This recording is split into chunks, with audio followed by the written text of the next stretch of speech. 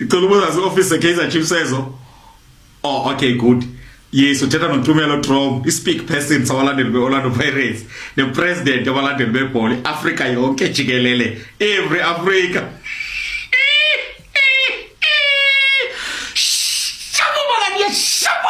We are very excited. By the way, we are back to our winning ways. Kusakwazwana madoda.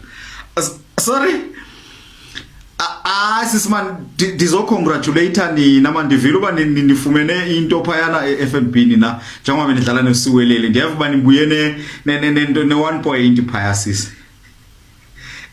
Sis man, ndizothi congratulations man. Sithi isilungu, half a loaf is better than no bread.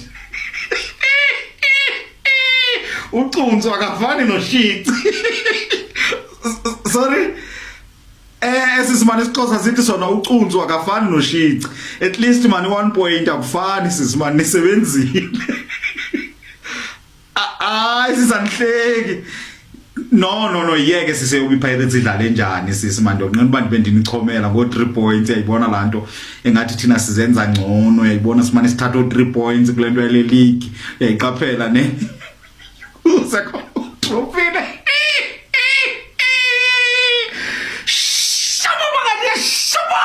We are very excited. PSL nikane Orlando Pirates ileague yayo. Nikane Orlando Pirates imfanelo zayo. Phela isigcina Pirates izoshaya nathi sihlalele endlini. Ishaya nathi sidlulela. Akusikho ukushaya abantu lokhu. Hawu kwaba siyale kwileague yashaya Pirates siyale yashaya. Kanti kumele kuze konakalepi ibone ngani PSL uthi cha le team eyifuna ileague. Ungasho mina ukuthi mhlambe ngiyabhedela khona kushoyo. But ayikho team edlala njenge Orlando Pirates njengamanje edeserve ileague njenge Orlando Pirates. Ungangitsheli ngeSundowns. Lega Cardoso. Ngiyabheja mina ngaleka Cardoso eSundowns. If ezocoach kuzokuphela season ngeke ithole Sundowns League. Aye Pirates ke lapho ngiyaconfirmela kuzoba iPirates unless if bezoxosha ucoach loya. Cardoso mhlambe sengaliwe kodwa manje Pirates sendadala zayo yodwa ingama favorites cishe 90% njengamanje. Hey bafowethu. Kahle utito bafowethu. Iheart iOrlando Pirates. Ilokho ngakusho iheart iOrlando Pirates. Iphila ngaye, iphefumula ngaye. Iyenza yonke into ngayo. Akwazi phela ukuthi umdlalo ongahamba inqwabe ama game noma engekho injured but ubuye thatha starting 11 and performance. Lihle bafowethu ibhola leOrlando Pirates yonkana. Uyakhipha lo, ufaka lo, kufa umuntu. Ubhentsha lo, ufaka lo, kufa umuntu. Akukho bani, kukhona bani, kufa umuntu. What a team. Ewekade esiningizimu Afrika silambele ukubona i-team enje. How bengithi ngisazobuza futhi ukuthi kanti why wonke lama team amancane anayo lento le eready thina asinayo lento le eready phela siyoluza ileague isibhekile la. Need to be investigated. We need an investigation there. Straight. Whenever this team play Orlando Pirates, they just twerk. They just turn around and just get a spanking. The Pirates just turns them over and always spanks all of them. Why? Pirates are just always collecting 3 point. Whenever Pirates play, it's 3 point being collected. But then let that team play us. Try get a 3 point from them. You're gonna struggle. I think we scored a late win against Polokwane. Last season we drew to them twice. Season before we drew to them. But when Orlando Pirates arrives in town, they just turn over and just get spanked. 1-0 and they leave. Come next. 1-0, 3 points. All of them. Pirates just collects 3 points, but to us it's difficult. That's why I need an investigation how this happens. Why, when Orlando Pirates play all these other teams don't even exist.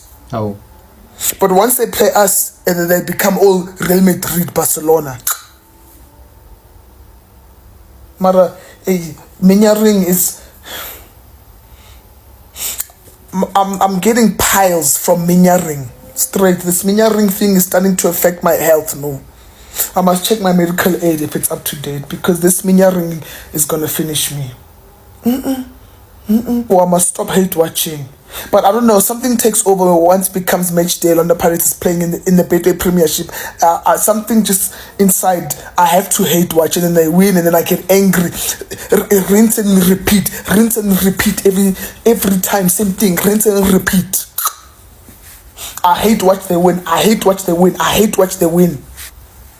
I support them in some games in CAF, they win. Except this one. But yeah, before I support them, they win. In CAF Africa, I'm like, yeah, Orlando Pirates represent, they win. I hate watch them, they win. There's no winning with this team. Bengazi ukuthi ngeke azangiphoqa. Ikhulu sayiyekile kancane. Selayisha ama-man of the match ke manje. Niyongizonda nizenisangane. Niyoze nikhala igazi.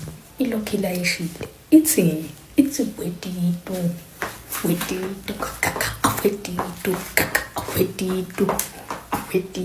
Ayakho omunye unumber 10 udlula uTito lapha we-Pirates. Hayi, mawuthi unenkinga hamba ukuphikisana namadlozi akho. Wetitu, wena mani, wetitu.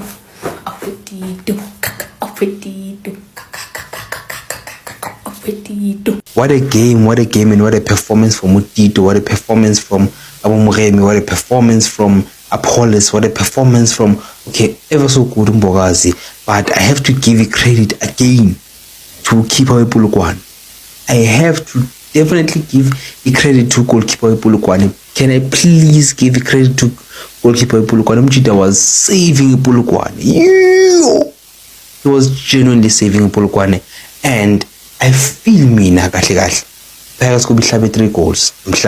Just to show what we can score 3 goals on Saturday. But the performance here says a lot. The performance of Pirates says a lot. It just tells you what we are capable of beating you however we want. We are capable and we can do it as in Sabi. We can do it anytime, any day. It's just a matter of saying, Ilanga Alfie Sonboni, so what can we do? But I believe again, Orlando Pirates is going to score 3 goals on Saturday. I'll be fine. No problem, don't worry. On Saturday when we beat you. But our main focus right now is Saturday when we score 3 goals in Melanie. Elizwe la mapagania asoze saphela mandla asoze saphela ilili elamapagania nzuzwa ngiyeza stadium ngithenga ticket kusasa nje ngisengithenga ticket. I just want to go there. I want to go there and make sure we beat them as much as possible. Yes. Not the best performance, but 3 points nonetheless. Pirates missed fortunate chances. A couple positives. Tito was fantastic, I think. Osman again, very, very good. And Siema, the clean sheet machine, back in another clean sheet. Pirates stay in 3rd position, but closing that gap between Sekhukhune and Sundowns. But a little bit worrying that very wasteful in front of goal, considering that we need to score at least 3 against Lupopo on the weekend in the CAF Champions League. But all in all, not a bad night for Pirates. Another clean sheet, another win, and we keep moving. And now for the big one on the weekend in the Champions League. Let's go, up the Bucks. Abanye benge bayenze lento eceda ukuyenzwa yiPirates kuPolokwane City. Kodwa ngifuna ukuthi Kaizer Chiefs ngoba kuzobe kuthiwa mina and angithandi inkolomo.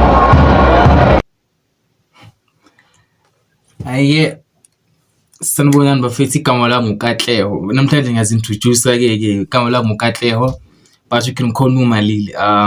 Ngiphuma enquthu eKZN and currently ngila goalie ngenxa yokuthi woyipana nani sila goal, but ngiphuma eKZN and Excuse me, game again.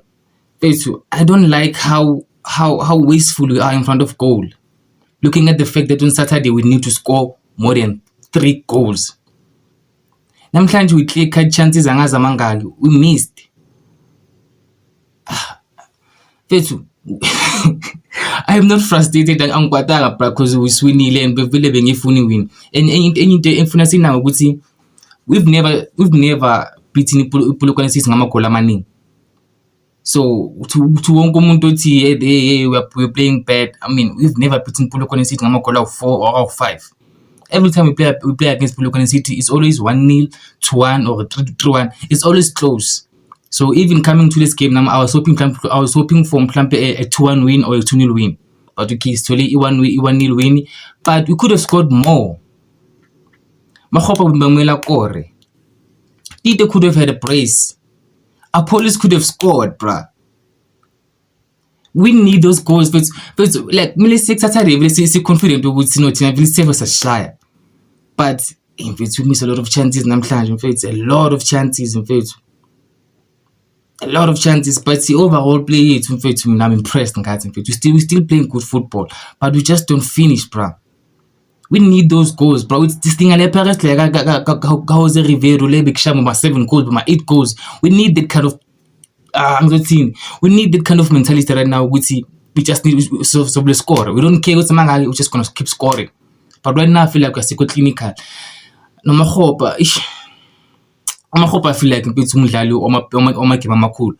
I hope simdinga in big games. Because okwamanye ama games I hope bethu uzenzela umathanda. Uzenzela umathanda bethu I hope and I'm not against him. In that way ngisho ukuthi we need Makgopa in big games. But sometimes bethu just give Mbuthuma a chance. I think Mbuthuma a chance in fact. Like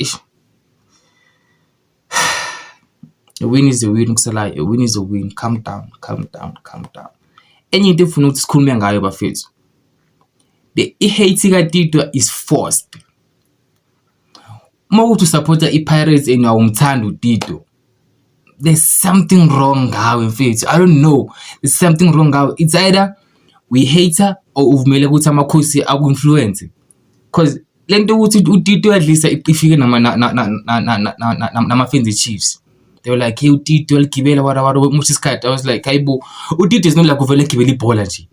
Tito like is literally the heartbeat of the Pirates, dog. If you've seen games where uTito khona qala game and watch how Pirates plays, everything goes through Tito, bruh. But you guys hate him. I don't know why, bruh. Watching him today, I was like, now, bruh. This is the Tito we know. But you guys, as I'm a friends the Pirates, sometimes you guys put him down. Because in Vumela want to be Chiefs, you could say Benjelo to Tito at least. Even Tito but you had beat the Pirates, bruh. And you know, I had a conversation with Nomuyumchi the other day. We were talking about Tito Nombuli in the number 10 position. And I mean, I was like, I prefer both of them, ne? But I prefer working Island with Tito. Then, and as well, I prefer Island with Tito because Tito will get you a goal, Tito will get you an assist, Tito will run behind the defense, Tito will do anything, bruh. Mafuna igoli ufaka uTito. But when it's time to control the game sabona ukuthi siwinile, okay, yonke into sharp, simile game si control, then that's when ungafaka umbule. Because umbule no one can mark umbule. So he can literally just be there running around the ground and doing whatever he likes. No, but no, I get umuntu ozomthathela ibhola. Umbule, we need umbule when we are winning, sidinga ucontroller igame. But masadinga igoal, bro. I personally feel like we sidinga uTito Maswanganyi. Tito scores. Tito assists. I still don't understand why you guys hate Tito, bruh. I don't understand. I don't get it. We finish Chiefs. I get you hate the fact that umdlali who plays like South African. It's mean because in the end uTito sometimes ukuthi udlala ibhola lasemzansi mfethu.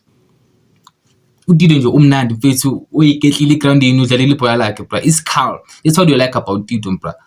So I'm a fan of the Chiefs that they just made with it similar where Alakumchita and Putos will Kibela, Alakumchita, Abo, who's entertaining the fans. No one is entertaining the fans like I'm starting with some cool mangan right now, but stop hating on uTito. But uTito is doing as my fans right now. After the incident, Tito needs us. We see some comments with Tito.